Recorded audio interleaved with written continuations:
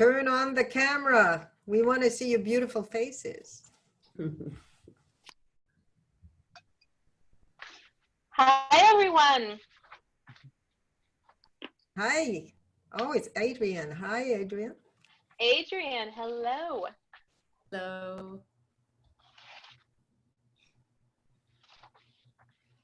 Hi, Kara. Adrian, allow me to introduce you to Ellen Blanchette.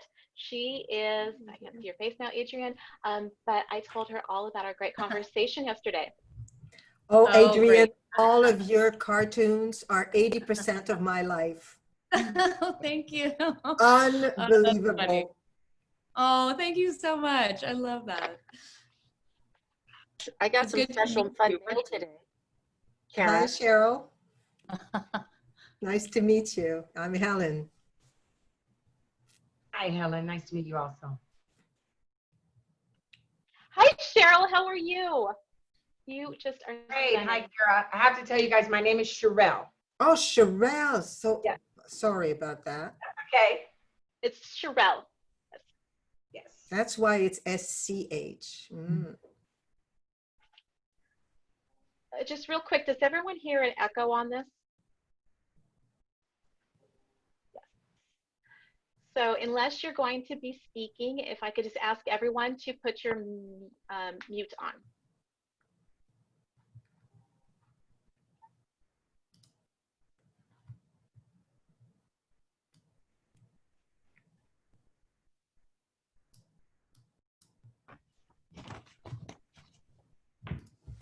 How is everyone today? Good, but they're all on mute now. They are, yes.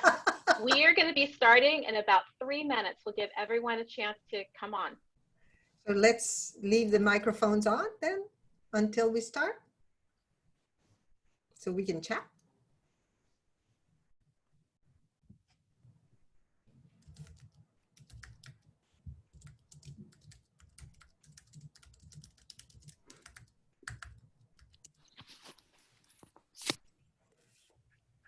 This is when we need a deep. Because I'm eating an afternoon snack.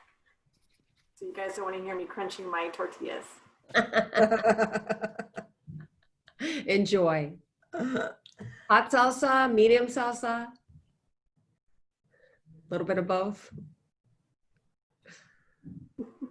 With cheese, yes. Ellen, yes. So Deborah Korn, yes. She learned on my door at the office, Deborah, there's a letter L and a letter N so that people know that it's Ellen. I know I said Helen because I know a lot of people. I was just telling Ellen that before I met her the first time, like 3 people, like contacted me. They're like, look, her name is Ellen. Think of it as L-N. Do not call her Helen. Do not call her Helene. It's Ellen. And I practice and I practice and I practice. And then when Ellen just said, oh, my name's Helen, I was like, no. I didn't go through all that work for you to be Helen now. It's not happening. Exactly. I can't undo it. So that's why I was laughing. Good. Kara, since you're the hostess, I want to also, or James, don't forget to hit the record button, which we should probably do right now. Recording, and we are live on Facebook, everyone. All right. Yes. Very exciting. Okay, we're going to be getting started in just 1 or 2 minutes. We have a few more people trickling in. We do have a great cross-section of women from across the United States today to learn about CBD, to support women's empowerment, and just to learn how we can show up and support one another in living and feeling our best. And we also have a couple of gentlemen that are in attendance. So welcome to the other side. Yes. Thank you to our allies and our advocates. Diversity is important, inclusion is important, and just creating a better, healthier world is important. It takes all of us. Yep.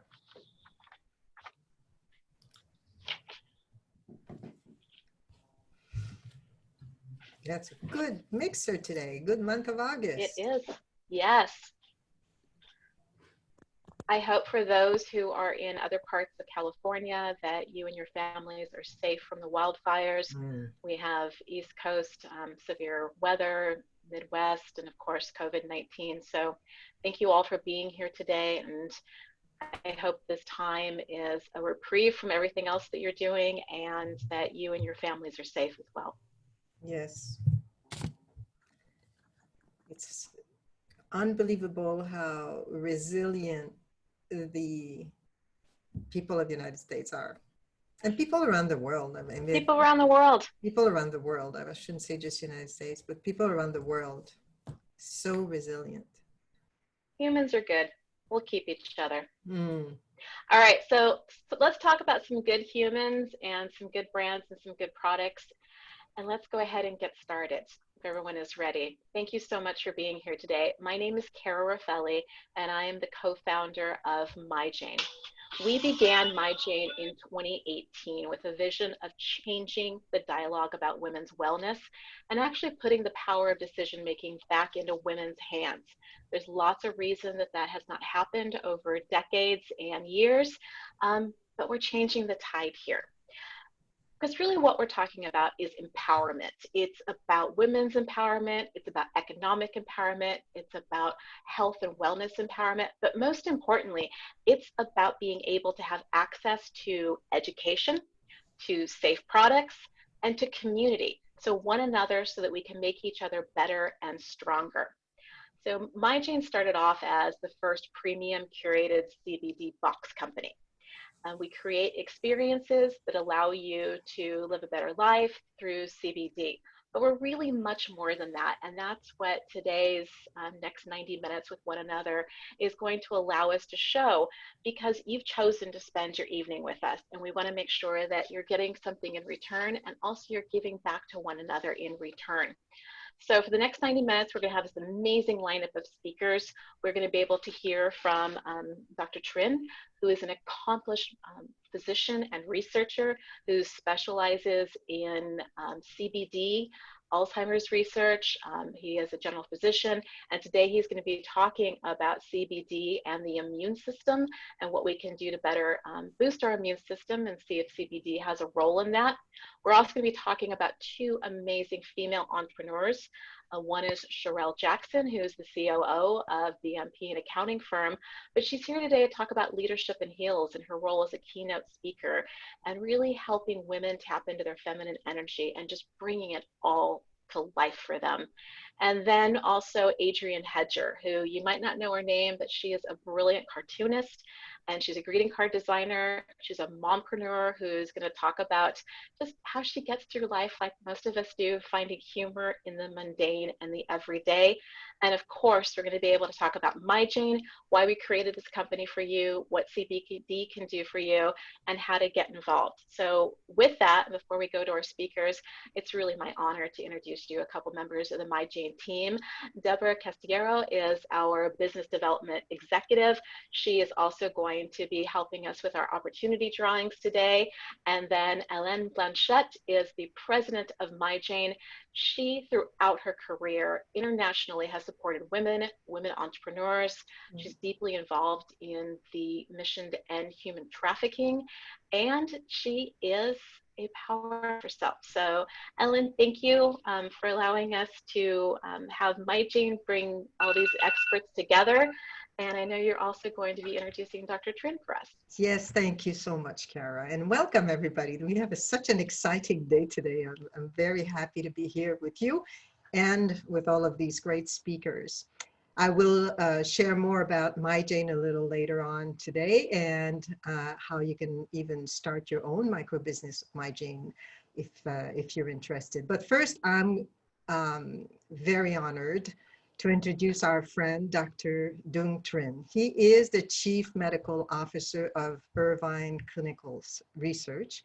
He is the president and founder of the Physicians CBD Council of the United States and an author.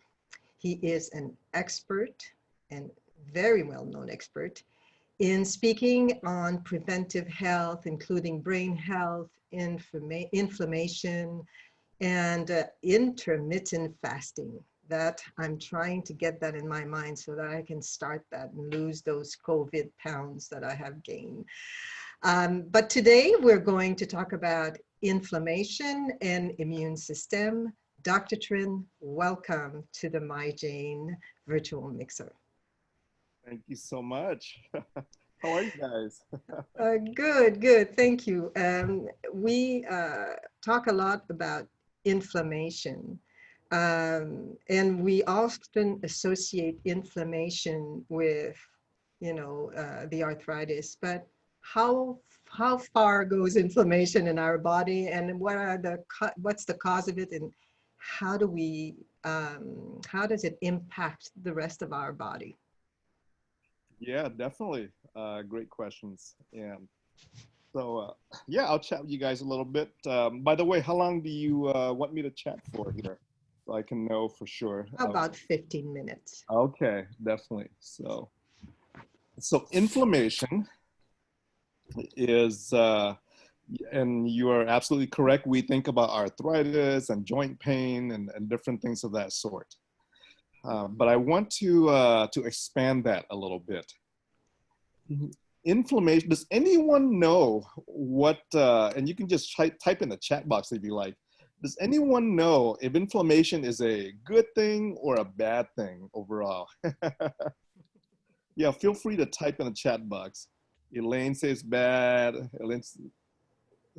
So most people say bad. Debbie says both. So how is inflammation good? Does anyone know? Somebody says horrific. Yeah, because it gives a signal that something is wrong. That's the good thing. yeah. That's right. Debbie says inflammation fights infection. How many of you guys have had a fever before? Right? How many of us have had the flu virus before? And one of the first symptoms of the flu virus is simply a fever, right? So did you know that a fever is simply inflammation?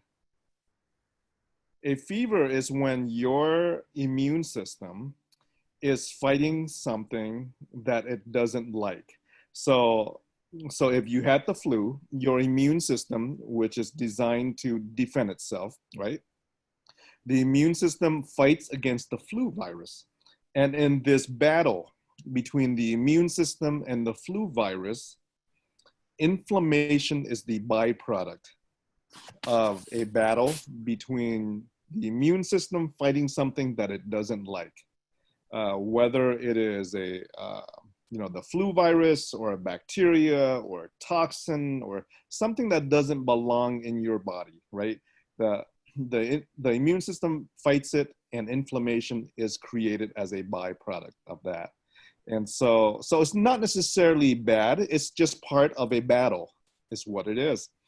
Same thing with COVID, right? Coronavirus, what is the most common symptoms of coronavirus? Anyone know? The most common symptoms. Type in the chat box, take your guess. Lung infection, dry cough, fever, shortness of breath. Yeah, so up to 70% of patients with COVID have a fever. The most common symptom of COVID is actually a fever. What that means is what? It just means your immune system's trying to fight coronavirus, right? That's what it does. Yes, you get a cough with it and you get shortness of breath and those things come down the line. But one of the most common symptoms is simply a fever. Now, is that a good thing or a bad thing that the immune system is trying to fight COVID and you get a fever? Is a fever a good thing or a bad thing in coronavirus infection? Right? Some people say good. Okay, you think it's great. Well, nobody obviously wants a fever, right? But it is a response of your body just fighting stuff. Now, let me ask you another question. Inflammation and coronavirus and how it's all related to your immune system and if CBD even plays a role, right? How many of us have had an injury, maybe to our arm, our leg, our ankle, where within the first few minutes of that injury, that area just kind of swells up. Have you guys had that before? Like a cut or a bruise or something like that? What happens when you have an injury to a part of your body in the first 5 minutes? If it's severely strained or sprained or injured, what do you see or witness in that area of injury within the first 5 minutes? If you were to twist your ankle or something. Okay. Gibbs says redness. Okay. Yeah. Swelling. Edema, puffy. Okay. Pain. Yes. All the above, right? All the above is occurring at that time. And you're absolutely correct. Now, this is something interesting. Within the first 5 minutes of any injury, whether it's a cut, a bruise, that is simply your immune system going there to defend the body against anything that may have injured that area. So redness, swelling, pain, heat, that's all inflammation, guys, right? It's an area of inflammation. That's simply your immune system defending itself. Now, is that a good thing or a bad thing? That your immune system goes there and that everything swells up and gets red and it's okay. Patty says good. Winona says great. Okay. Lisa says both. How is it both? It's so it's good because it's part of the healing process, right? For your ankle, for your areas to heal up, it first needs all that circulation from the immune system heading there. And part of the healing process is a bruise, right? Part of the healing process is a bruise that gets inflamed and red and orange and painful and all that. Now, that part of it is good, but I want you to think about something here. I want you to think about what happens in coronavirus. I want you to take that whole package of inflammation, redness, swelling, pain that is in your ankle, your leg, wherever it is, right? From the immune system. I want you to take all of that and bring it to your lungs. This is why people with coronavirus, when it's severe and the immune system is overreacting, right? This is why one of the symptoms with coronavirus is what? When you have all that inflammation in your lungs, what symptoms do you get? Shortness of breath, I guess, and cough. That's right, you can't breathe, right? One of the symptoms is I can't breathe when you have coronavirus. And you can't breathe because all that inflammation that we talked about in a swollen ankle or joint, right, whatever that is now in your lungs. It is basically fluid that's built up in your lungs that has kind of drowned out the lung cells. The lung cells are designed to exchange oxygen, right? Whenever we inhale, you're breathing in oxygen, and then you're taking in the oxygen, you're getting rid of carbon dioxide and all that. So that is in a healthy lung. You take coronavirus that's there. The immune system doesn't know what to do with it because it doesn't recognize the virus. It's a new virus to us. And when it's a new virus, then the immune system doesn't know what to do with it. It just shotguns the attack. It's like shooting a big shotgun just to kind of blow up everything in your lungs. And when it does that, all that inflammation, all that fluid comes into your lungs, which is why folks with coronavirus cannot breathe. And when you can't breathe, your oxygen level does what? It starts to dive, right? Which is why we admit you to the hospital, right? I'm in the ER every week at the Orange Coast Memorial down here in Orange County. And I admit coronavirus patients. And one of the criteria of admission is an oxygen level that is, less than like 90% when we check your little pulse ox. And when that happens, we know there's inflammation, all that fluid is now in your lungs. Can we protect ourselves from having an overreaction of our immune system and Yes. help reduce that inflammation? Definitely. I actually want to share something on my screen. Is Yeah. that possible? Yes, you can. At the bottom of the screen, you have if you scroll over share screen, you're gonna have. Yes. Let's see. Okay, can you guys see my screen here? Yes. All right. Beautiful daughter. Oh, let me see if I can pull up Facebook here with that. I want to share something on my screen, and I'm gonna pull up Facebook Home. Let's see, because I have a graph I want to show you on here. Let me close down all the chats and all that. We're getting really insight into your life now. Oh yeah, totally. What happened here? Okay. Facebook's a little slow here, huh? So let's go to the Physician CBD Council on Facebook. And I have a graph there that is kind of neat that I want to show you. All right.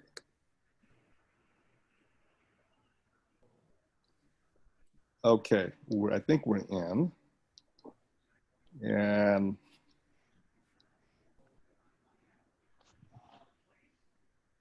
oh, good. So, okay, there is a graph here. Mhm. This is a graph that's kind of cool. Do you guys see this graph? Yes. Yeah? Okay. This is the graph of the inflammation pathway in our body. It starts here and it spreads out through here. And down the inflammation pathway is how we get inflammation. And the way drug companies design medications and the way pharma makes medications is they take one of these boxes and they create a medication to block a box or inhibit a box. So if they can inhibit a box, then they can successfully stop inflammation downstream. Is that making sense so far, guys? Yep. All right. I'll open up the chat box on the side so I can see you guys. And so, for example, have anyone heard of a medication called Singulair? Singulair. Anyone heard of Singulair before? It's a prescribed medication that is given for asthma and allergies, right? Yeah. So Kara's heard of it, Wendy's heard of it. Oh, Claudia takes it. So Claudia, you're taking this medication, Singulair, because Singulair is a leukotriene inhibitor. And leukotriene inhibitors are right down here. So Singulair is created to block these boxes down here. Real simple, right? And so along these outer boxes, guys, is like Advil, Aleve, ibuprofen, right? All the pain medications, all the anti-inflammatories is designed to block a specific box. And I want to show you something that's really neat. The endocannabinoid system sits right here, right at the beginning of inflammation, and it sits here as an inhibitor of inflammation. This is why folks take CBD for pain, because it's an anti-inflammatory, right? People take it for pain, for chronic pain, whether your back hurts, your joint hurts, something's hurting. This one graph here shows you the science behind the endocannabinoid system. It is simply an inhibitor of inflammation. And that's how it works. And Dr. Trin, the endocannabinoid system is for those who are new, because we talk about it regularly, but for those who are new, the endocannabinoid systems are receptors in the body that all human beings have, right? Yes, the endocannabinoid system is a system that has been there as long as your cardiac system's been there, your pulmonary system's been there, your lung system's been there. The endocannabinoid system was discovered in the 1990s in Israel. And And it was discovered when Israeli scientists, they were basically studying the marijuana plant. And they took apart the compounds of this marijuana plant. And if you don't already know, there's over 100 compounds in the plant. And CBD is only one compound. THC is only one compound of over 100, right? There's CBC, CBN, there's tons of other compounds. And what they did is they traced each compound to see where it ended up in your body, right? Where did THC end up in my body? Did it land in my brain? Did it land in my heart and my lungs? Where did CBD land up in my bodies? And as they traced the compounds, they mapped out an entire system called the endocannabinoid system. And that system has more receptors in it than any other system in your body. Has more receptors than your cardiac system, your GI system, your endocrine system, right?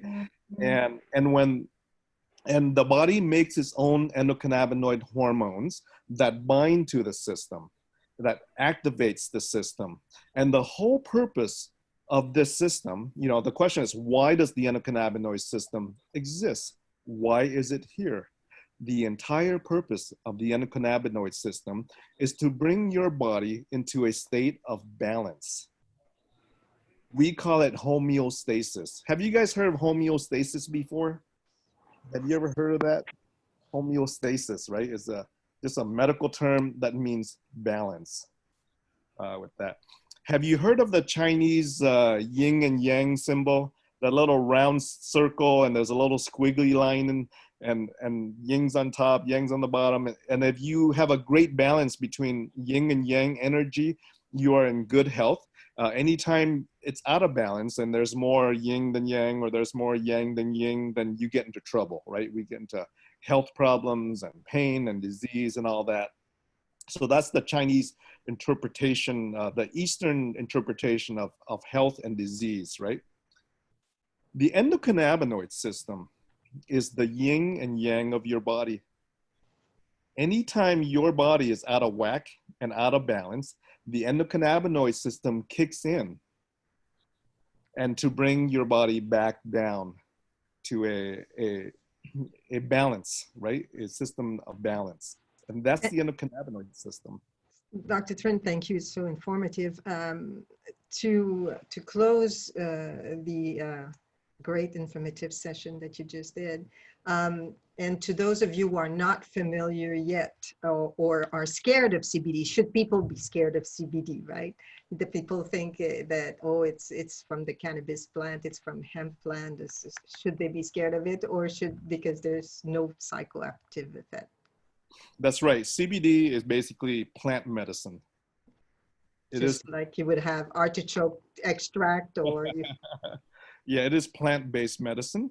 We obviously are in the early stages of a lot of research, but a lot of research is being done now. UC San Diego, UC San Francisco, a lot of the UCs are doing plant-based medicine research right now. And so what I wanted to close with is our immune system, when it's overreactive, it can kill you, right?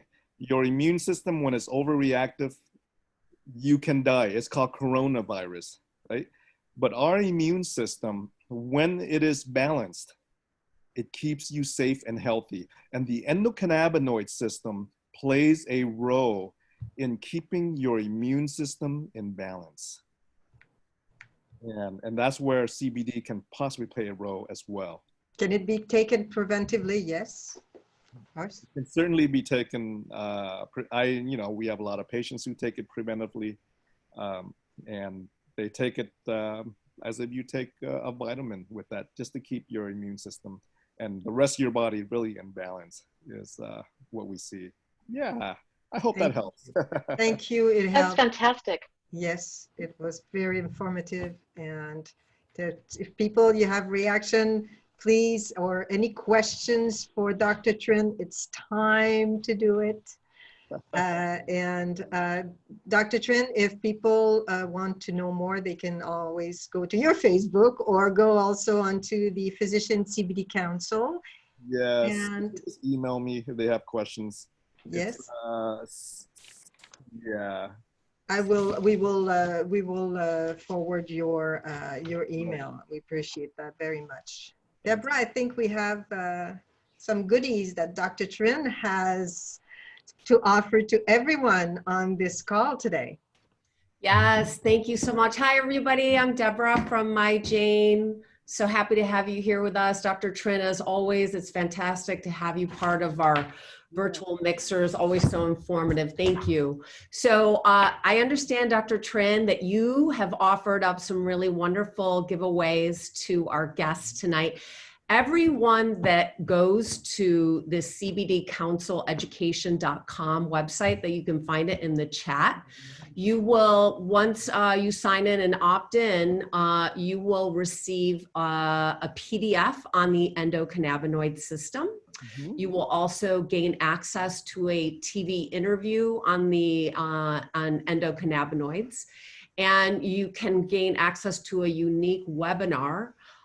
Is medical cannabis a possible solution for the opioid epidemic? So check out the website, log in, opt in, and you'll get all of those wonderful things. And since we are talking about anti-inflammatory and plant-based medicine, we are actually going to be giving away a bottle of Next Remedy. This product really is extraordinary. It's a topical. It's incredibly effective in relieving pain because of its anti-inflammatory properties and its proprietary unique formula. So it has the ability through its transdermal photocannabinoid system to deeply penetrate layers of the skin. And right now we're actually offering up this product at a significant discount. It's normally priced at $69, and for the month of August, it's available for $30 on the myjane.com website. So what I'm going to do now is I'm going to share my screen, and you guys bear with me because there were about 80 people that registered. I put all their names into this magic wheel. So I'm going to share my screen, spin the wheel, and hope that I pick one of your names because you're going to get a free bottle of Next Remedy. So here we go. And then when Deborah's done with our first opportunity drawing, we're going to get to hear from Scharrell Jackson next.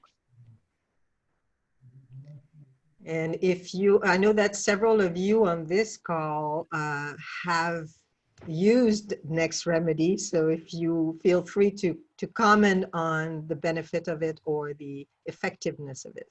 Yes. So is Rakai Sahu on? And if someone could help me with the chat because I can't see it. And if we don't get a thumbs up on this quickly, then I'm going to move to the next name. Saku, you lose it now. Yeah. Going once, going twice. Spin the wheel. And because there's so many names, the last time we did this, it spun really quickly, right? So now it's like, oh, all these different names. So Sarah Swanson. Lucky Sarah Swanson. Sarah on? No. I wish there was a better way, but. Yeah, until people are logging in, we don't know if they, oh, it keeps the thrill going. I can. One more try, Deborah. Elaine. And we're going to go to the old school method. Elaine Marshall. Is she in? I'm here. Elaine is here. Yay! Excellent.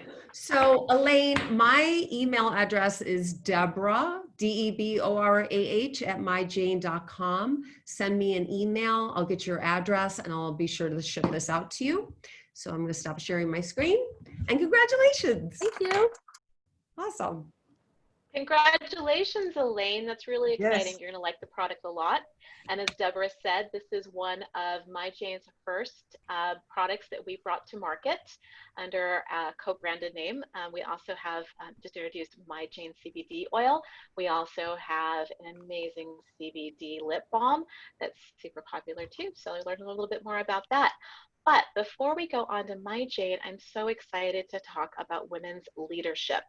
We have an amazing speaker today, Scharrell Jackson. Where are you? Apologies, I'm trying to get you up here on the screen. There we go. How are you today? Okay, we're making you the spotlight video. Let's see, are you still on mute, I believe, my friend? There we go. You are now. How are you today? Thank you for joining us. How are you doing? And very well. So as we talked about, Scharrell is actually the COO of BMP Accounting, and she is a keynote speaker. She founded an organization called Leadership in Heels. And as you can tell by looking at our amazing speaker today, she has style, she's fierce, she's feminine, and she will tell you how to take your position from the boardroom to the community to achieve anything you want by being authentic to yourself. So before we get into that and your amazing talk, Scharrell, how did you get to be you? Could you just tell us a little bit about your background and how you came to this knowledge and point in your life and desire to help women? Wow, that's a big question, Kira. I think the answer to that, the short answer would be how I became to be me is that I really started to think about what I didn't want to be. You know, oftentimes we are trying to become something and focusing on becoming something. But what I decided was I was going to reverse engineer that and decide what I didn't want to be. And what I realized is that I didn't want to wear a mask. I didn't want to live a life that lacked integrity. I didn't want to live without boundaries. I didn't want to be unafraid to say no. And so based on me identifying all of the things that I really didn't want for my life, it allowed me to become who I really want to be.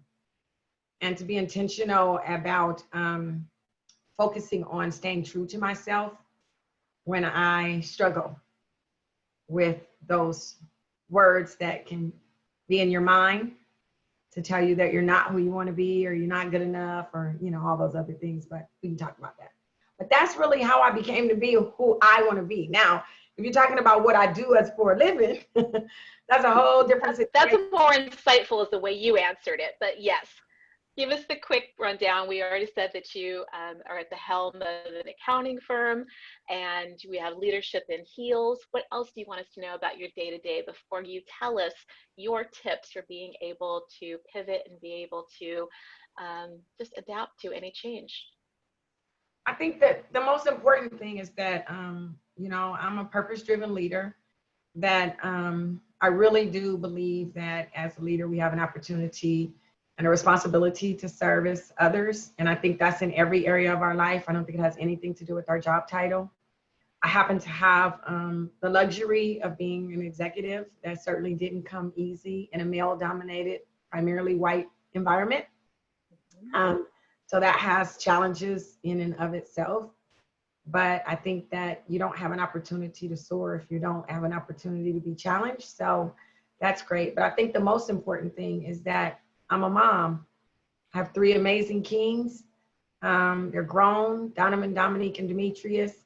That is truly my greatest accomplishment, and I'm a Christian. So when you think about who I am as a person, that's really who I am as a person. And then there's a lot of intricacies around me about what I do.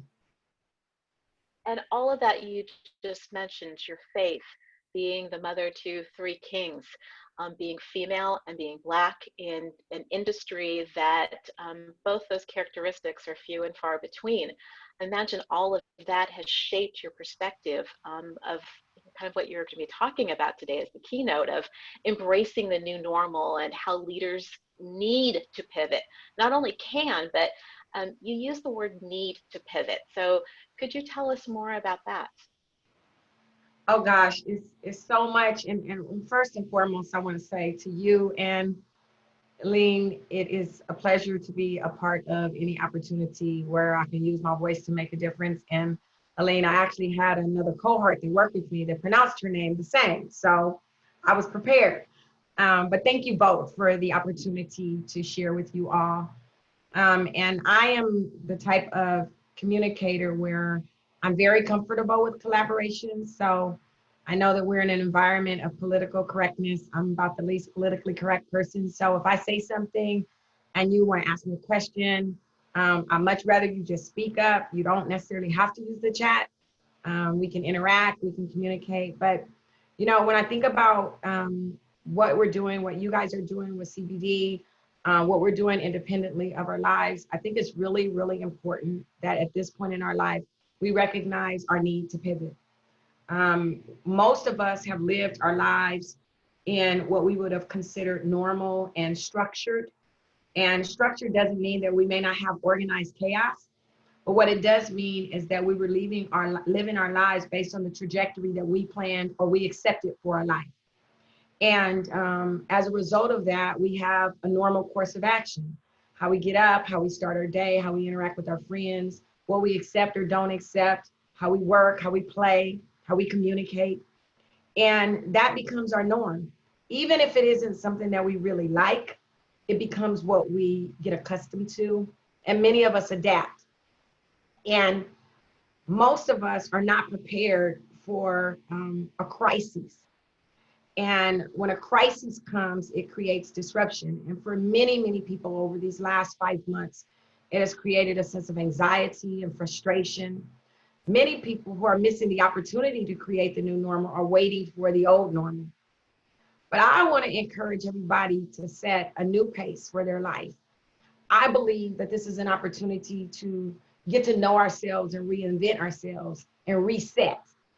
We've had an opportunity, and I say opportunity as we shelter in place, to spend time not only with our family, although it's difficult balancing family and work for those of us who work outside of the home, but to really spend time with ourselves. And I encourage you today, if you have not started doing that, that from this moment forward, that you take advantage of that opportunity. And that means that we have to get to know ourselves. Now, the scary part of getting to know ourselves is that we're going to find out things about ourselves that we don't like. Not that it's anything necessarily new, but we're really faced with having to deal with ourselves when we sit with ourselves, when we watch the way we interact with people, when we have an opportunity to evaluate whether we've met the accomplishments that we set or not, when we recognize that we do things we don't really want to do. We say no when we really want to say yes. We feel bad when other people feel bad, and therefore we don't really do what we want to do. The bottom line is, when we're sitting with ourselves during sheltering in place, it allows us to really see what we don't like, as well as what we like. But going back to the initial question, Carol, which is so fitting for the conversation this afternoon, in order to pivot, we have to decide who we really want to be as leaders. And as many people know who've heard me speak, being a leader has nothing to do with your job title. Oftentimes people feel like because I'm a C-level executive or I'm an entrepreneur, that's what I believe makes me a leader. But I'm a leader of my home. I'm a leader in my relationships with friends.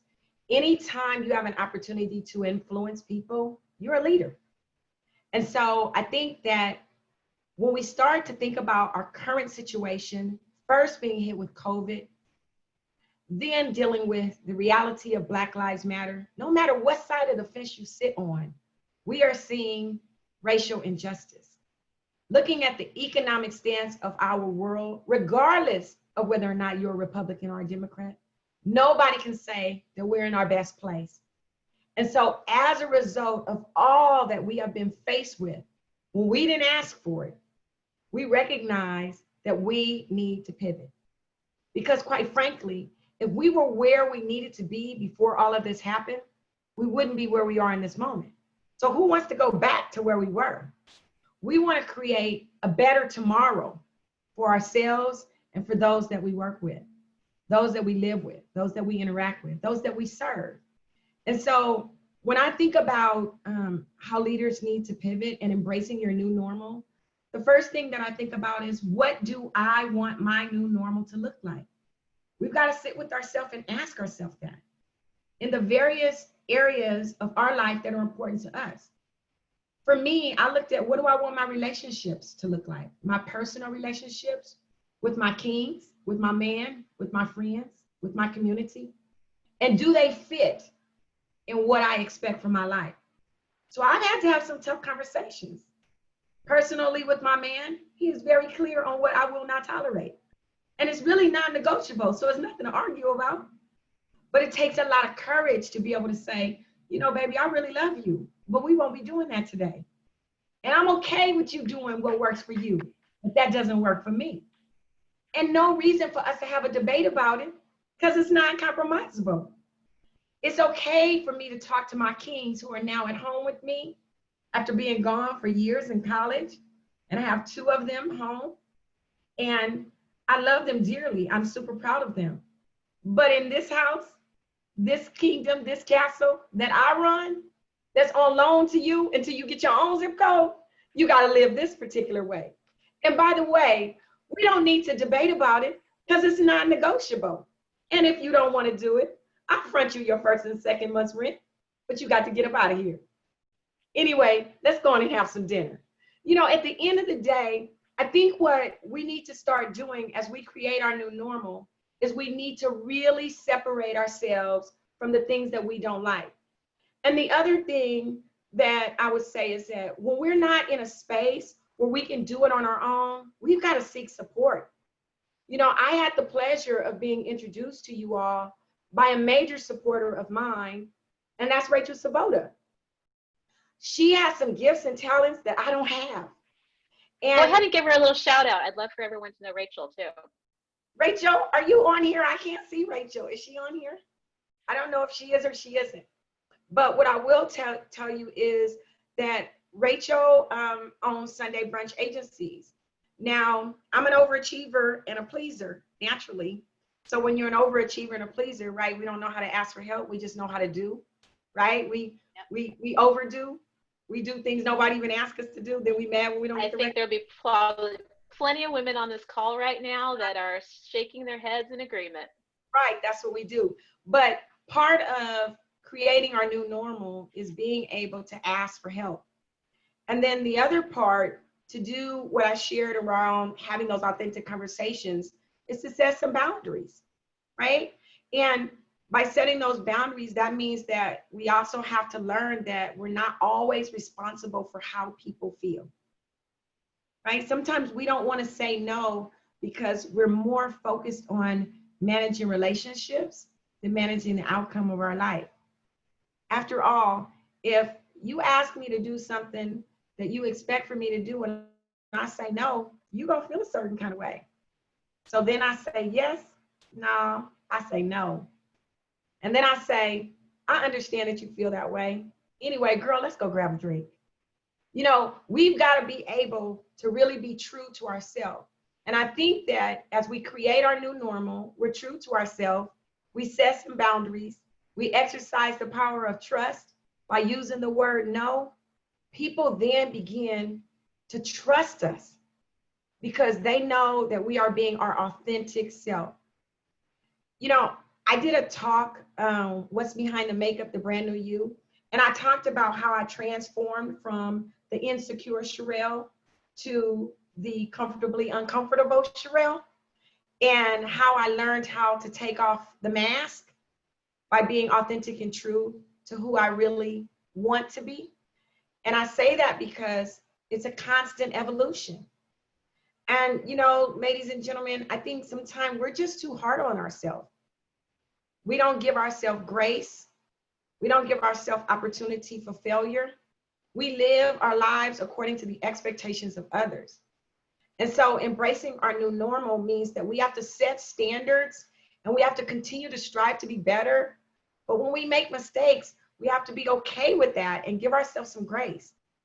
And, you know, I would also say that in doing that, I really encourage each and every person in my life to find somebody that you trust that loves you enough to tell you the truth about yourself.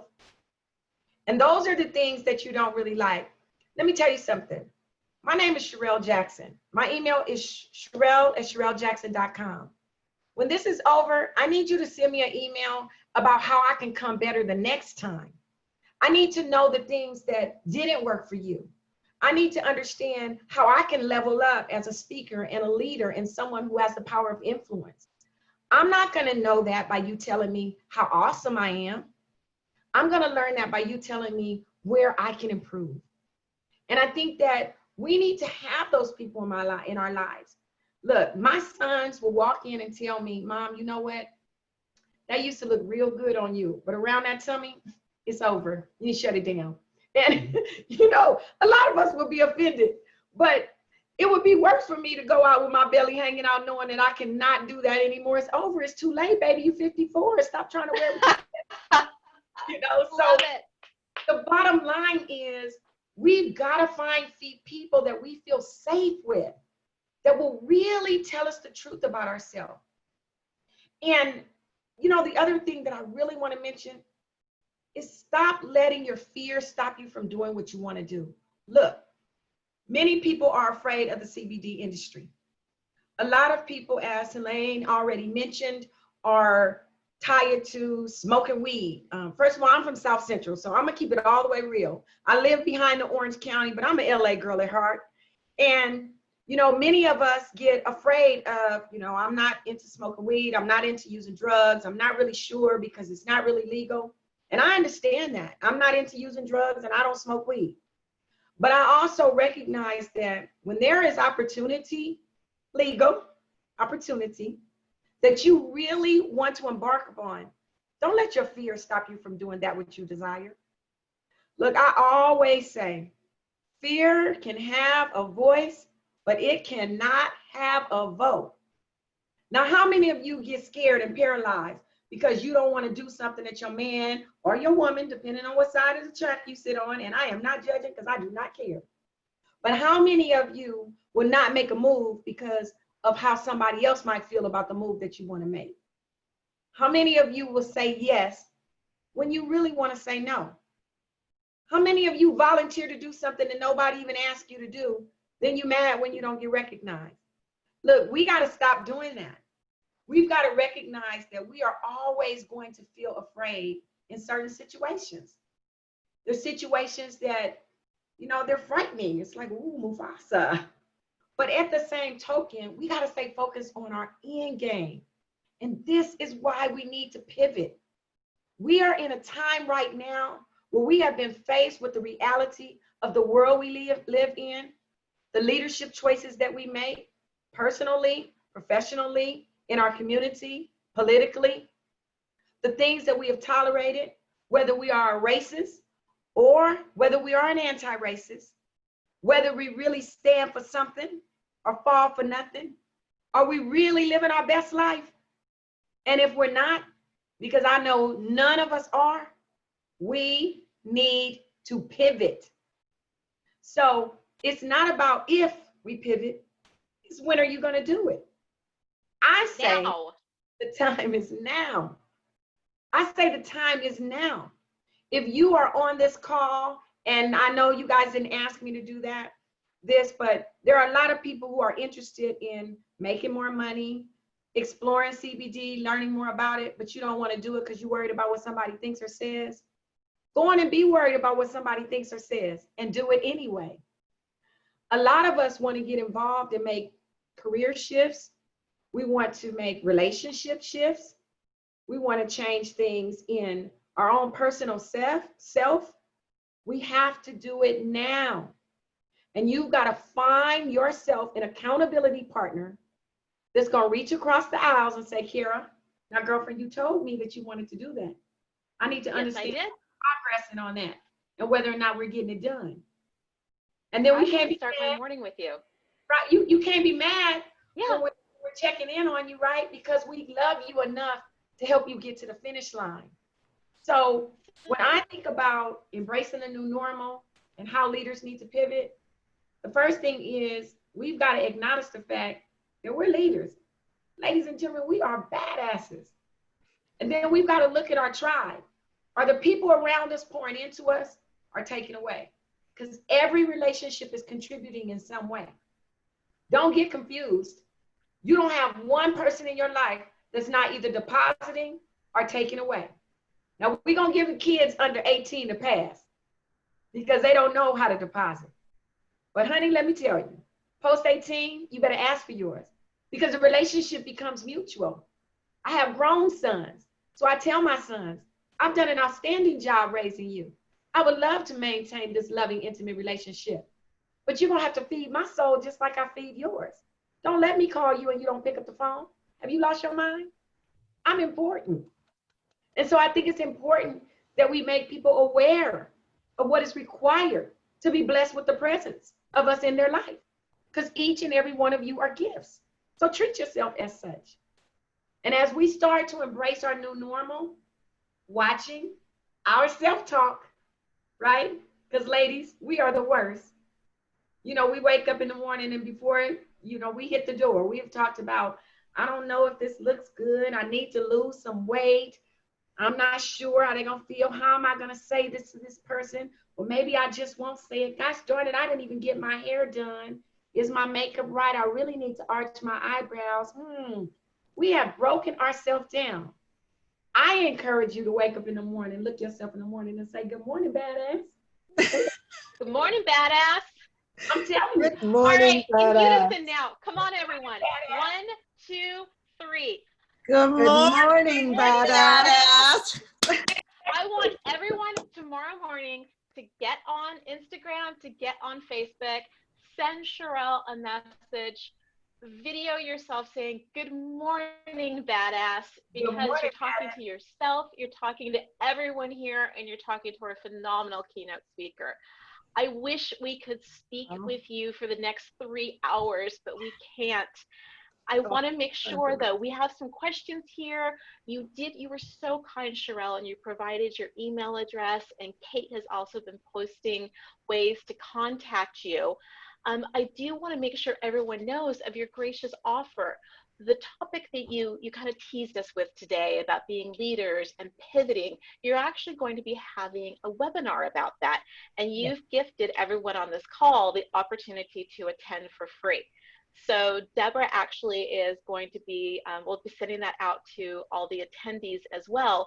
We can learn more about you and more about these topics. And just looking around, I see everyone's, people are shaking their heads and laughing, grimacing a couple times like, oh, I know what she's talking about. So thank you so much. And CBD is doesn't have to be a scary place because we have accountability partners for each other here, and we are on a path to make sure women have wellness and the sense of worth that they want. So Deborah, would you like, we don't need to do an opportunity drawing for all of Scharrell's giveaways for the webinar, but we actually did, because you're talking about not only you kind of picking yourself up and getting out there, we also, MyJane is gifting a She Survival Mini, a mini She Survival box by MyJane. And it's kind of tongue-in-cheek and fun and gives you a great introduction to CBD. And it kind of plays with our I'm going to spin the wheel, and I cleaned up the list. So here we go.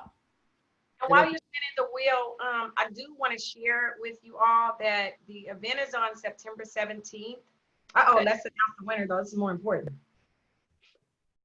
Oh, so Patty Gamboa. Where are you, Patty? Hi there. Excellent.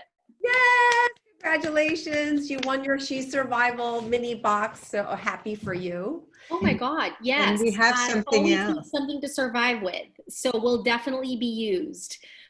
Excellent.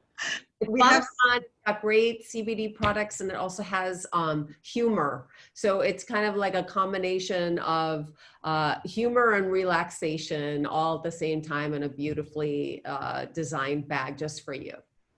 It's like you've been reading my journal. Thank you. You're welcome. Congratulations, Patty. And Patty is also a longtime entrepreneur who's starting another business too for women in wellness and making sure we connect to good nutrition. So Scharrell, thank you so much. Deborah, I'm going to stop sharing your screen. Wait, we have one more. We have one more thing. If you can share my screen for a moment. I also wanted to hear Scharrell or had a me date. for a moment. Scharrell had a date for her event. Yes, and I was going to say, and after we're done with the opportunity drawings, I want to give Scharrell one more opportunity to tell us about her upcoming webinar super quick, and then it's a perfect pivot into Ellen talking about MyJane.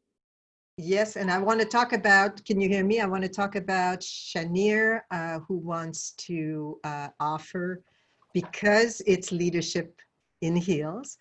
Shanir, who is a badass, who reinvented herself from a lawyer to starting her own business of creating some of the most phenomenal insoles for women that are wearing very high heels. And it's called the Shanir Insoles, and it's high technology insoles to put in high stilettos. And we're going to draw one, and I think it's Angela Lockhart that wins it, but this one is for you, Scharrell. She is offering it to you. So we will send it to you, and it's a beautiful package from Shanir. I want to state, I have a very broad audience, and we can make sure we do it offline, but I think I would be remiss if I didn't mention that if we want to connect in some way so that you guys can be highlighted through Leadership in Heels, we should do that, because it's you know, hundreds of women log into the virtual conferences. But just really quickly, to be respectful of time, please follow me on social media. I'm on Instagram if you want to have some motivation every day, on leadership.in.heels, heels like high heel, HEELS. And then my website is ScharrellJackson.com, and you can always email me at Scharrell@ScharrellJackson.com.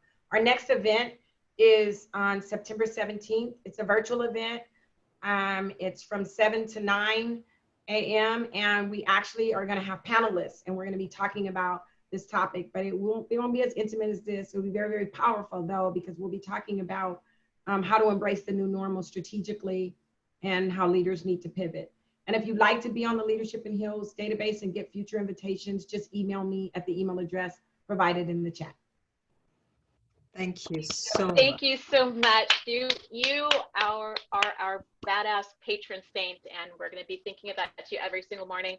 Really quick, if you check out Scharrell's Facebook, she dances every morning and plays amazing music, and it pumps you up. So sometimes I have to admit, I'm not a morning person, and I actually watch you and think, if I did that, I'd probably have much more energy right now, but I'm living vicariously through you. So thank you so much. Scharrell, you kicked off some amazing topics about following your passion and making sure you know your worth. So Ellen, may I invite you to tell a little bit more about MyJane and how we're also helping women connect their own worth? Yes, thank you. And what a segue from Scharrell to this. Maybe I should start by saying, just like Scharrell said that she first decomposed before she rebuilt, let me tell you what MyJane micro affiliate program is not. It is, first of all, it is not a multi-level marketing organization at all. It is not a rigid program that requires investment with complex rules. It doesn't really have any rules when it comes to the microaffiliate program. It's about you. It's about the women. And again, it was, if I look at the conversations we had earlier, this was an inspiration from one of our micro affiliate person that's called Dory. I don't know if Dory is live with us, but Dory Weil, who, because, before we only had influencers and people that were already big influencers on social media, and that's who we would have as affiliates, until Dory called me and she says, I'm a woman working at home, and I started this little company called the Half-Baked Housewives, and I was wondering if we could sell the MyJane. And that inspired us, because when we saw after that COVID was hitting, that women were losing jobs in a greater majority than the rest, that a lot of people were looking for new ways to have incremental incomes, we decided that we were going to create a program that has the best of everything, but not the worst of any. So what we've done is we looked at the affiliate marketing programs and we saw, wow, that doesn't pay a lot. It's only 1 to 2%. So we would need to make sure that people quickly can earn money. So we made, commission based from 10 to 30%, depending on how much a person would sell. When we looked at micro businesses, we thought, well, that requires investment. So we're going to do it very easy for the people to step in without investment. And then when we look at starting into a new world of CBD, we thought, well, people are, still have taboos about it and still wonder what it is. And like Scharrell said, well, people identify that as being a smoker. Well, no, I mean, products that are CBD are little Bond, the next remedy that you saw, it's a plant-based thing. So there is no effect. It's these little oil to have daily wellness. So these are the type of things. And of course, the MyJane is these gorgeous boxes as well that we have, gift boxes that are absolutely superb as a gift or to yourself or to someone else. So we have like these products that are non-threatening. But what's important too is that because people don't know much about CBD, we have a good education part in this program. So we make that easy as well to have education. Every Monday we meet with the micro affiliates and we share, it's either educational or they learn about each product, how it's made, or they learn about social media, they learn about business. We have something new every week to share with our micro affiliate to help them step into the world and help them be successful in their micro business as well. At the end of the day, MyJane is led by women. We curate products, but what we do also is we remove the problem of not knowing what you buy. We have a very rigorous process of selection of all our products that takes months. And many companies want to be either in a MyJane box on our website, and our micro affiliate will tell you that we're very rigorous. We don't accept everybody. When it's in a MyJane box or on a MyJane website, it has gone through all of the testing of whether this plant is pure, make sure there's no toxic, there's no pesticide, there's no mold, there's no anything that is could be damaging, that it has the right quantity of CBD in it, that it does what it does, that it's not greasy or smelly or whatever. We go through a huge vetting process. We have experienced advisors. We go through third-party test labs. Products come with a certificate of analysis. So we remove all of that problem of safety from products that are on the market. So we do all of that for you so that you don't have to worry about anything, that you know that it's clean products, you know that you can blindly refer these products, that we have done all of that vetting, and then you can earn up to 30% commission on it. And we do that, and we do the meeting to support with tools and education on a weekly basis. And a very important thing is the mission of MyJane is women helping women live better.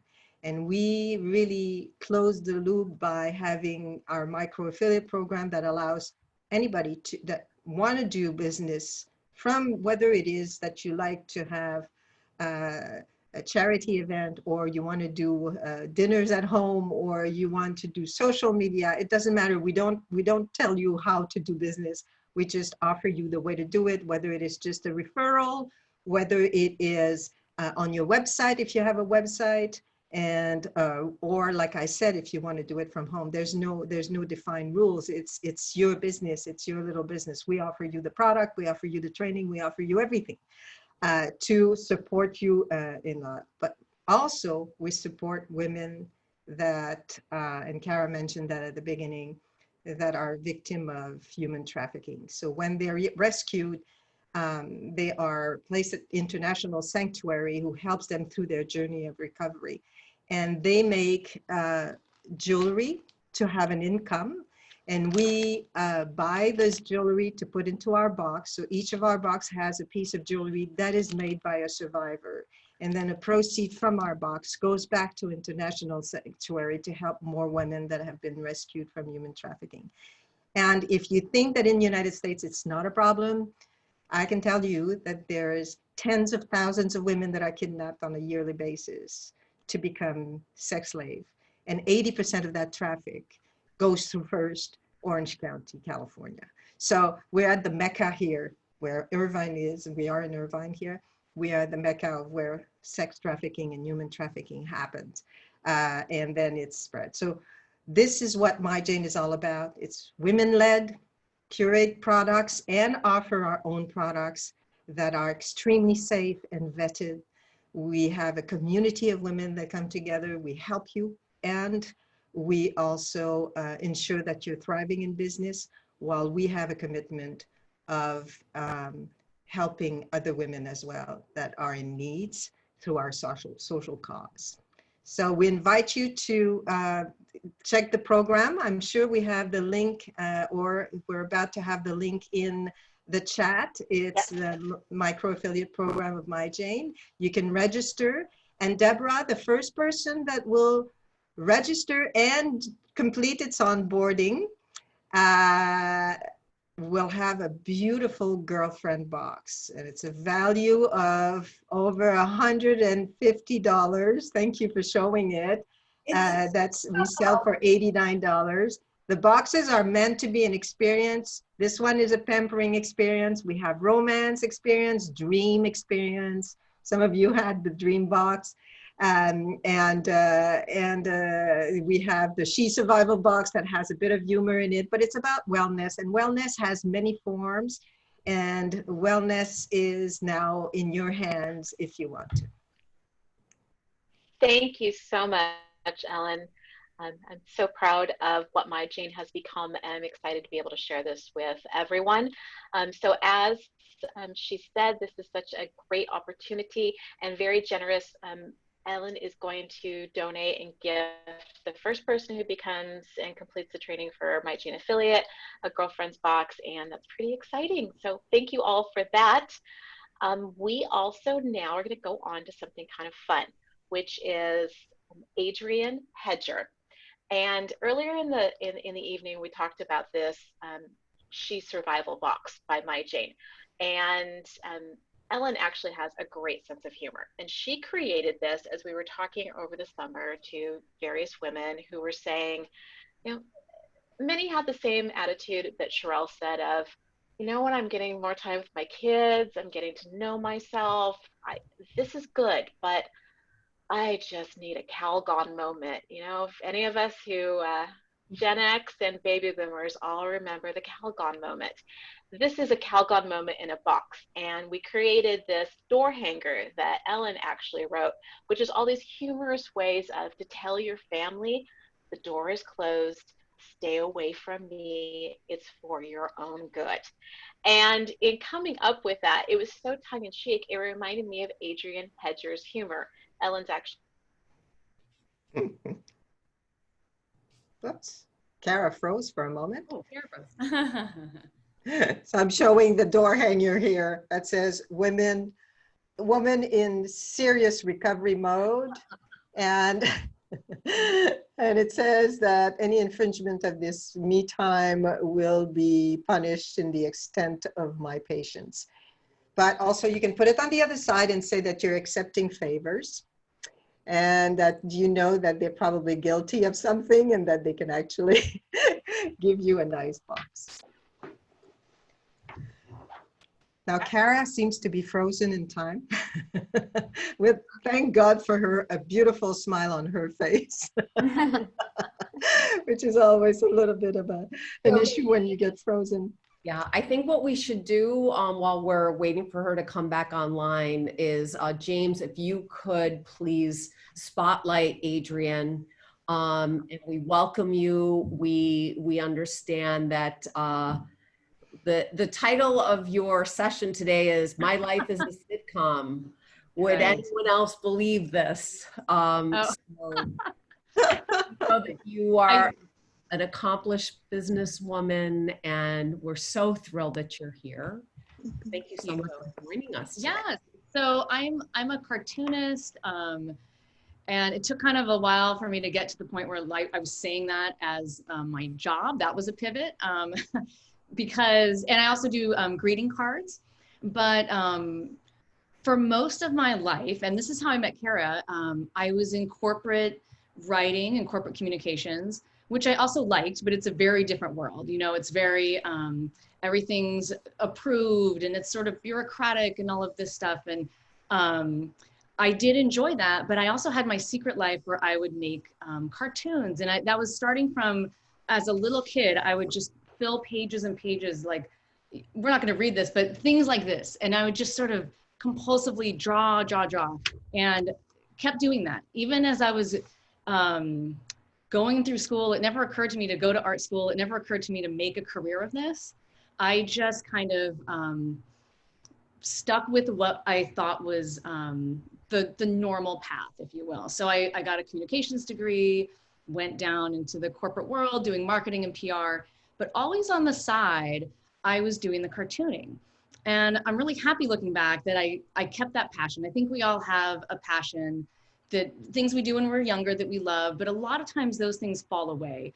And for me, somehow it just stayed, and I would send people cards and cartoons, and I sort of kept that going. And it led me in like 2000 to take a class with an extension and like an adult learning class about greeting cards. And as part of the final, you had to submit some cards to a company. So I did that and went back to my corporate writing job.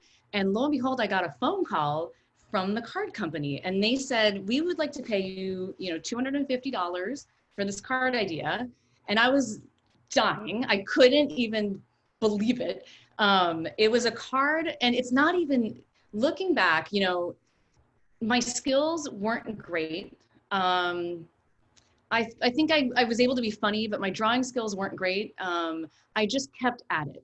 And so this, my first card was, and we don't need to read it, but you can see it's the colors, it's so, the colors don't pop. It's such a strange card. I look at it now and think, oh my gosh, I've come a long way. But that was in 2001. But then I kept going through my corporate job, and I thought, well, the cards will be a fun side hobby, not even a job on the side, a hobby. But then everything changed in 2008. And I don't know if Kara's on, I'm just sort of going with my story, but if Kara's back on, she might have questions for me, but I don't, is she? She lost her power. Oh, okay. So I'm gonna keep going on my on my story. Yeah, and if there's questions, yeah, let me know if questions pop up in the chat too. So there I am in 2008, and I'm just doing my corporate writing and have my normal job going. I have 2 young kids, and my friend who I had continued to make greeting cards for, and she called me and said, hey, I know you like to cartoon because you're sending me these greeting cards. She said, I am doing a book, and I wanted to know, she said, I have an idea for a book, and I wanted to know if you would like to co-write it with me, and we'll pitch you as the illustrator. And I was like, well, I have no business writing or illustrating a book, but I said, yes, that sounds great. So we pitched the idea. She had an agent. It took about a year. We thought the idea was dead, but lo and behold, a company called us, and it's a humor book about breastfeeding called If These Boobs Could Talk. So right there, so that was 2008, and we got the call, we'd like you to do the book, and it was like, whoa, again, like with the card in 2001, I thought people are willing to pay me to do this art. And the art's really, again, it's really rudimentary. I had no art degree. We did the book. That book led to 2 other books, and these, not a lot of money, and they were gift books. They were humorous gift books for new parents, and I did them on the side. So I had my corporate job, was my full-time job. I was freelancing at that point, so I had a lot of corporate clients I was working with. And the books would be sort of like a 3-month crazy, nights and weekends ordeal, but I always went back to my job. And then in 2013, Nickelodeon saw one of the books and said, can we hire you to do cartoons for our mom humor website. And that's when I really decided, okay, I've got to pivot. And it was scary because I didn't know if I could do this as a career, if I could make money. But over time, Nickelodeon kept ordering more and more cartoons from me. And for about 3 years, I did 3 cartoons a month, or 3 cartoons a week for them. I was drawing like I'd never drawn before, and my skills got better. And over time, my income with the cartooning and the greeting cards, I was working really hard on those, started to allow me to shed some of my corporate work and replace it with the humor. And I have some. And yeah, when did you know? When did you always knew you were funny, or when did that happen? I mean, listen. I forced all my little weird stories on my friends and family. So I can show some of your cartoons while you're explaining. That'd actually, be great. Yeah. And it's really it's become an interesting thing because it's taught me that you know, first of all, it's there we go. Okay, so this is getting together with your friend that you haven't seen in a while, and you guys are so excited, and it's like you have this. The idea here was, and this is something I always say to my friend Krista, I have an agenda of things I want to cover, and so that's these 2 gals are meeting up. You know, I've been keeping a list of things to tell you. I have an agenda of things. Yeah, go to the mask one. The mask one is me, you know, just in the supermarket, glasses fog. Yeah, that one happens all the time. Yeah, this kitchen one. This will happen to me tonight. I guarantee you this will be happening to me tonight. So this one is me and my husband. This is what is that? Me too. And so that actually happened 2 weeks ago, and I thought, I am making a cartoon. So now what I've done, I've fully pivoted from a corporate writer, although I do still do corporate writing, and I'm a big fan and I'm a big advocate for multiple streams of income. It saved me over the years because the websites, the clients I've had for cartooning have ebbed and flowed, and so has the corporate writing, and so have the greeting cards. So I'm a big fan of, you know, side gigs and just making money from a lot of different channels. That has been what's worked for me. The cartoons now, so it used to be 100% corporate writing. Now I would say my business is half the money comes from cards, another 25% comes from cartoons that I do for clients, and another 25% is corporate writing. So it's really changed. I really did pivot during that time. And I have to say, if I can say just a couple things about coronavirus and the effect on my humor and my work, can we go there? Let's see. I don't know if cleaning the kitchen. At first with coronavirus, and actually I'll hold this up. This is, can you switch? I can stop sharing. Yep. Yeah. So at first with coronavirus, I was humming along with the cartoons, and I post one almost every day. But when coronavirus hit, it was like, with all of us, you know, it was just a crazy situation where I rethought everything. And I thought, how can I be funny? How can I adjust to this? This is crazy.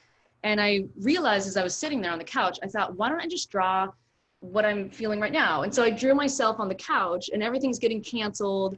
And I have all these questions, and the dog wanted a belly rub. And so that is the first coronavirus cartoon I posted.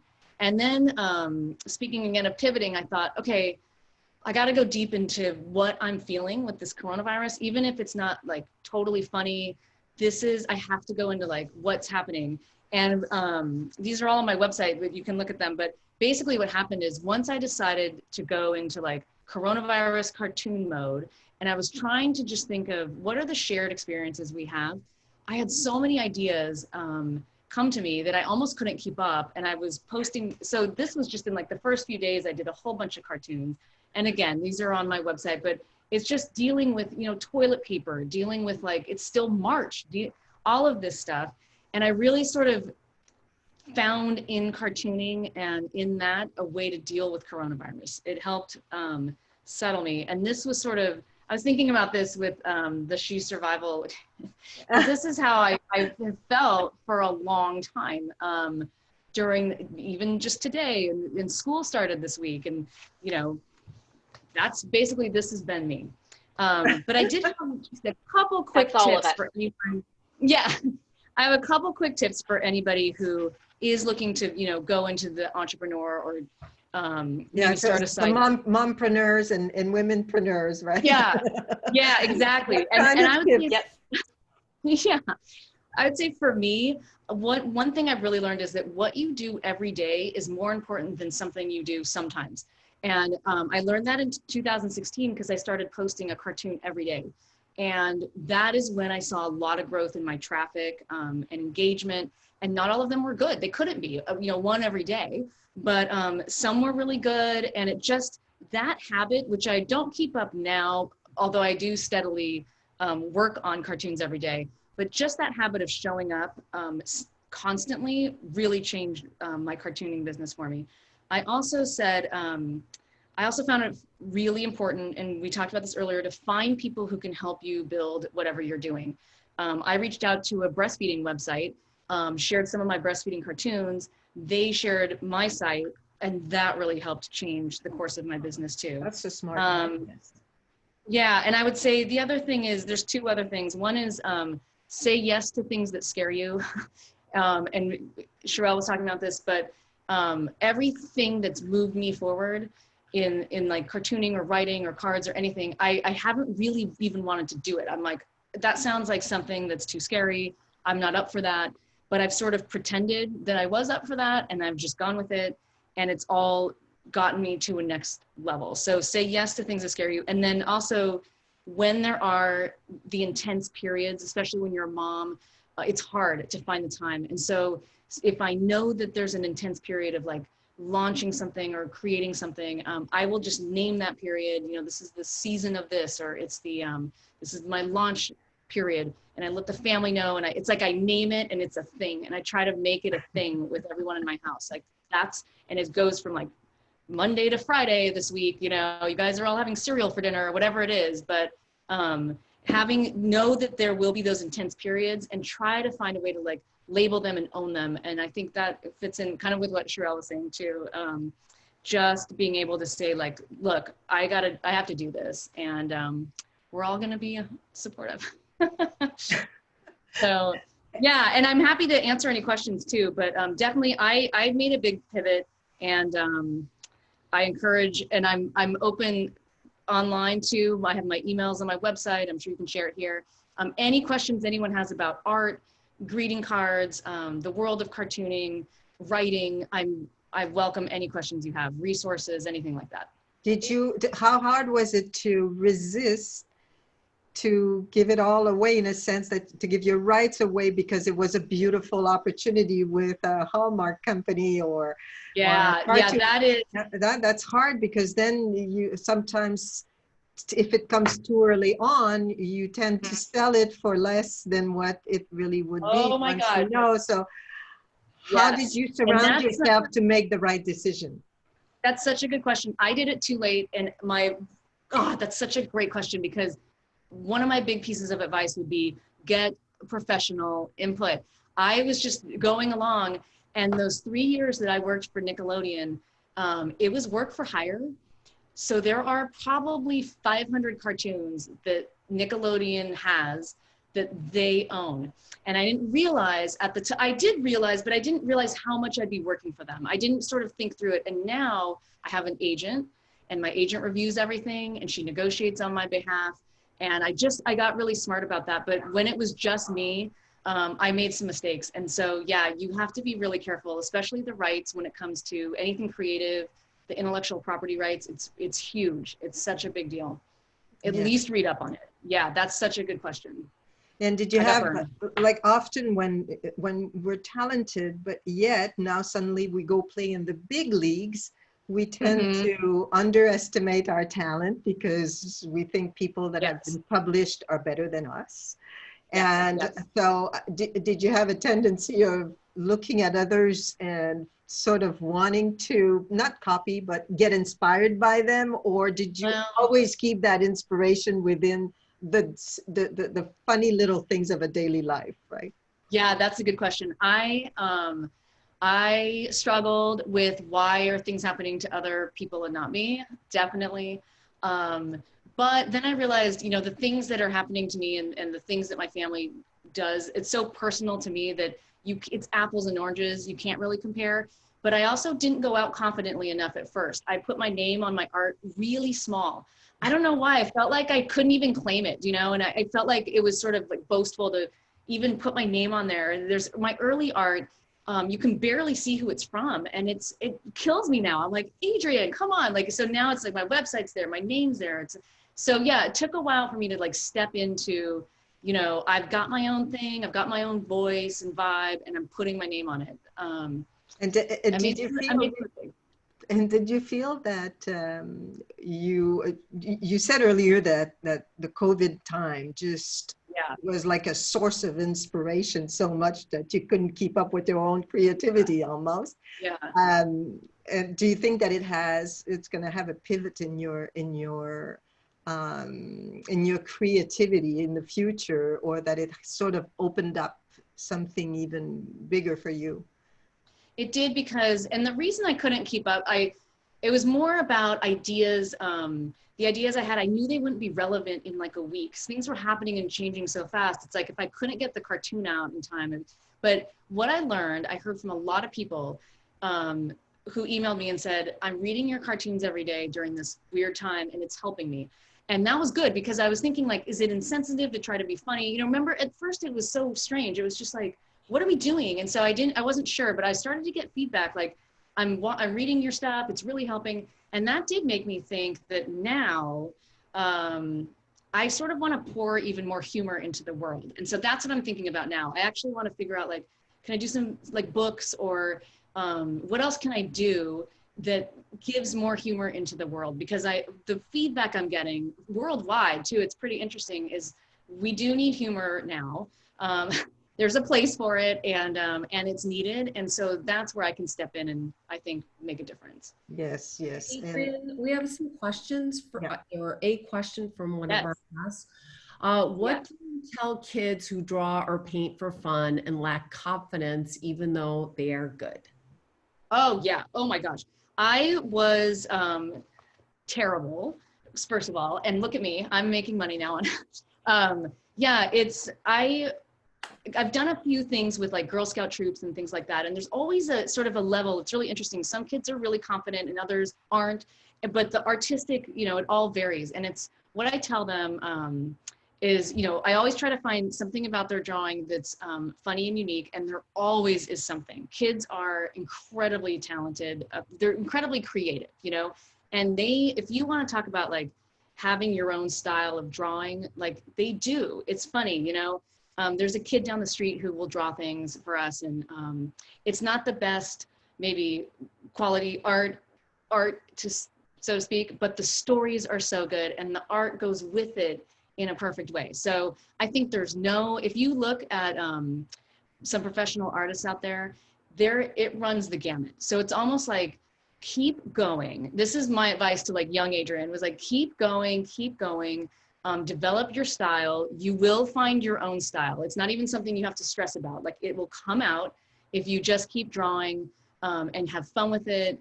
And then you will develop a style out of that. And then that style becomes your own, and it's different from everyone out there. And that's something that used to stress me out as a kid. Like, how's my stuff going to be different? And it just naturally goes that way, because you're a unique person. You're going to have a unique voice and style. So yeah, I encourage my kids all the time, just keep going with your art, amuse yourself. Like, really, if you can amuse yourself, then you will be amusing other people. So we have a good question. Do you have one piece of art that stands out for you and that's your favorite?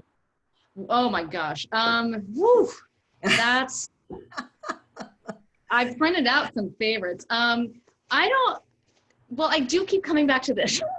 And it's not even, as you can see, like my style is very simple. It's very flat color, but I send this to people. I use this all the time because it's sort of that idea of like, you're overwhelmed, but it's funny. I hope it's taking it to like a funny level of overwhelm. I mean, I do that face. If you kind of look at some of my art, this face shows up all the time. So I think along those lines, a character who is freaking out is sort of my favorite thing. And when I was little, I would read Calvin and Hobbes, and they had the, you know, great expressions and Peanuts. And so a character that's freaking out is sort of my favorite thing to draw and my favorite thing to look at. I just think it somehow cheers me up. Well, actually, it's a good segue. The She Survival Box was created to remove that and for those women that were just going crazy right now. And then, Yeah. but we should push it to a greater level and include a piece of art from you in it, so that I would love I would love to have a special Adrian edition of the She Survival Box. We're going somewhere with this. That's great. Yeah, love it. Fantastic. It was really a pleasure. It's already, we're at the end of the show already. I can't believe it. Deborah? Yeah, so I'm going to share my screen because you graciously Thank you so much. I have a set of cards to give away. Yes. You're going to give away a set of cards with your drawing, your art on it, which is the lucky person that will win that. And a piece of art, right? And a piece of signed art, and the signed art can be anything you want, or I'll pick one for you, but I'm going to print it, sign it, mail it off to you, whatever size you would like. So if people want to know more, buy or see your art, your website is? Yeah, it's all free. It's all online. Hedger Humor, Hedger, Hedger Humor. That's where I am. That's my website. That's Facebook and Instagram. And I just post almost daily. And like I said, it's just free cartoons for the taking. So come check it out. So Adriana Gill, are you still with us? Yes, I'm here. Adriana Gill. All right. Excellent. Yay. From Adrian to Adrian. Thank you. Great. Well, I'll be in touch and coordinate with Adrian to get that to you. And then the second giveaway is one autographed cartoon. So here it comes, ladies.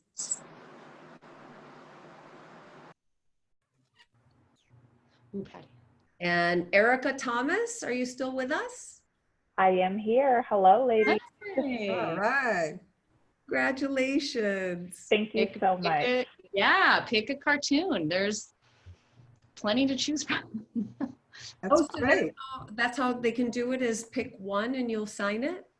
Yeah, I'll get it printed and sign it and get it out to you. Yeah, and we can talk about size and everything like that. Yeah, we'll do like wall size, I'm thinking. Is that something that I'm just kidding. Mural size for your entire living mural. room. We're gonna do a mural. It's a mandatory mural. Fantastic. What a great gift. Thank you. I just want to share that on October 1st, we're going to have a very special event called Chicas Unidas for all the Latinas that are out there. It'll be a bilingual virtual mixer. We're going to have amazing talent from the global stage. We're going to have executive breakout sessions, executive coaching. We're going to talk about wellness. We're going to talk about how to grow your business. And it's happening October 1st in celebration of Hispanic Heritage Month. So we'll be sending you ladies some details about that. And certainly, so you can invite some of your Latina friends if you're not Latino yourself. So Kara, welcome back. You want to close us out? Yeah, hi everyone and bye everyone. Blackout here at the house, the technology wouldn't work, but we pivot because that's what we've learned to do, and we have one another to support each other. So thank you all so much. Really applaud yourself for making time out of your day to focus on you. And remember, wake up in the morning, look at yourself, you're a badass woman. Thanks everyone. Yes, thank you.